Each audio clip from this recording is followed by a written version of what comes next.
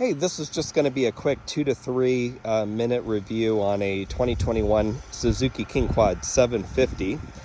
And I live on a ranch in northern Arizona. And so we rely on our ATVs to get around. So ATVs are just a way of life. It's easier to hop on your quad and go to the store rather than hop in your truck. So our soil here is really rocky, as you can see. So we put quads through the test. I've been riding since 1992. I've had my motorcycles license since 1996. I worked at a Suzuki and Yamaha dealership growing up and have ridden pretty much every ATV made since the early 90s. And most of my quads have been Yamaha Kodiaks, Yamaha Big Bears. I even had a 85 LT 250 quad, 87 350. So about every 5 years I buy a new quad and then just sell it when I get bored of it. So if you're looking at a new King quad,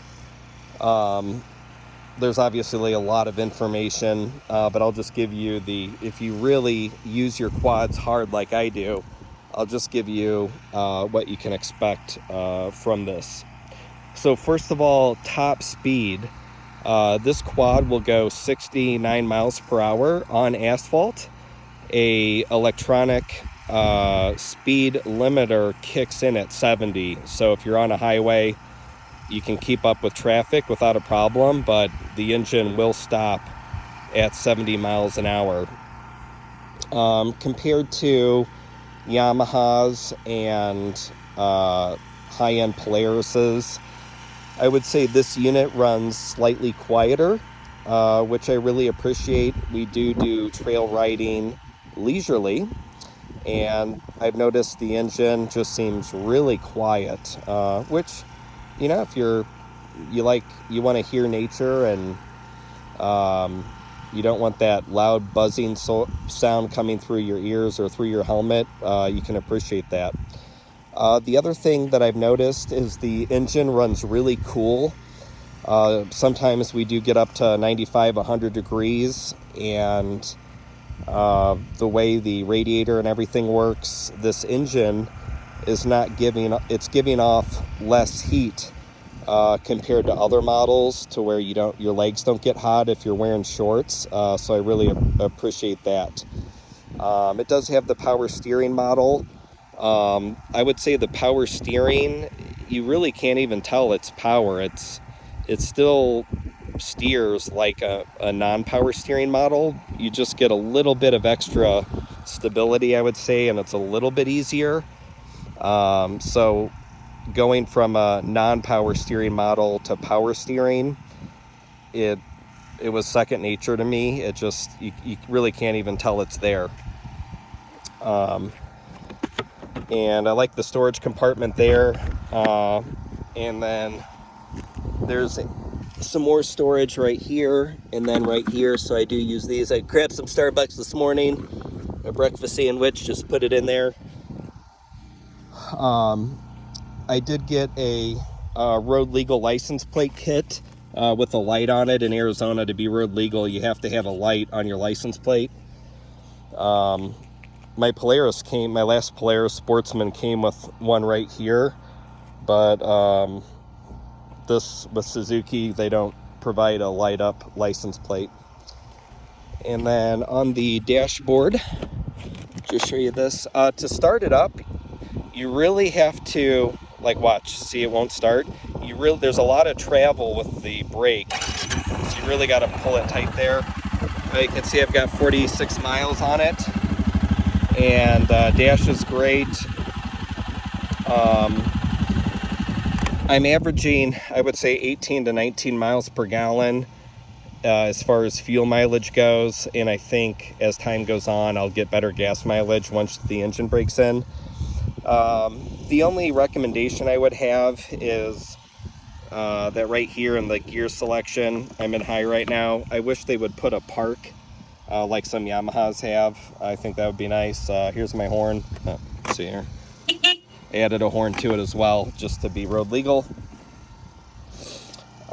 Here's your four-wheel drive and the differential lock. You just push up like that. That's nice. So anyways, so that's really the things that I really noticed. The handling, the suspension is absolutely incredible. I would say I use our quads as workhorses, but I mean, I'll go 65, 69 miles per hour on smooth roads, and this suspension will act sporty when you need it to be, but if you're hauling a bush hog, or you're hauling wood, you're hauling equipment, this thing can track at 4, 5, 10 miles an hour and do all the work that you need it to. So I think this is a great unit. It's not, I don't know if it's not as spiffy looking as maybe some Polaris, Can-Am, or Yamaha models, but this also runs about $700 less than a Grizzly, so you save a little bit here. So excellent unit. The tires are fine. I would say the only thing I'll probably do to this is replace the tires, get some more aggressive tread on there for mud. I did go mudding on it, and I was in probably 8 inches of real sloppy mud and almost got stuck with these tires on it. So definitely will do a tire upgrade as soon as I can get to the store and pick out some higher quality tires. They just put some cheap multi-purpose ones on here. But yeah, so I highly recommend this unit. I think the Suzuki King Quad just isn't really that popular. Back in the 90s, the King Quads, I think, were roughly 280 cc's. They were really small, and most people would buy Kodiaks or Polaris Sportsman units to get a little bit higher ground clearance, and now they really make a nice big full-size machine with phenomenal ground clearance. If you look, compared to the rocks that I'm riding on, that ground clearance underneath the rear independent suspension is just huge, and I need that ground clearance to get to where I go. It doesn't wheelie in high gear, but if you put it in low, you can pop wheelies all day long. So this is a utility vehicle for us. It's also fun to sport ride. I mean, you can lean into the corners and go as fast as you want on trail rides. And it's also like a vehicle for us. If I need to get a case of water or buy a sandwich at the local store, I just hop on this and I can buzz down my country roads rather than hopping in my Chevy 1-ton pickup. I can just get wherever I need to go on this. So acceleration is extremely smooth.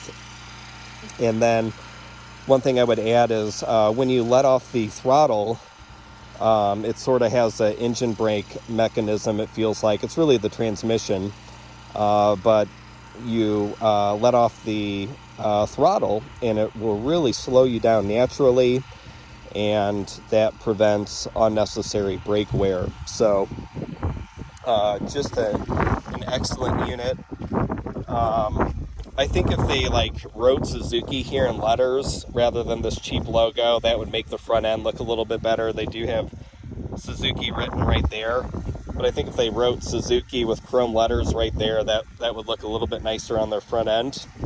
But absolutely fantastic unit that will last you 30 to 40 years with regular maintenance, and you can still find these. I know a lot of Yamaha dealers are out of Grizzlies right now, and this is just a hidden gem, a hidden value, and a lot of people just sort of skip Suzuki when they're looking for a multi-purpose workhorse. So check this one out. Go to your dealer, test drive it, and I think you will be extremely impressed with this machine, and it won't let you down. Have a great day, everyone. Bye-bye.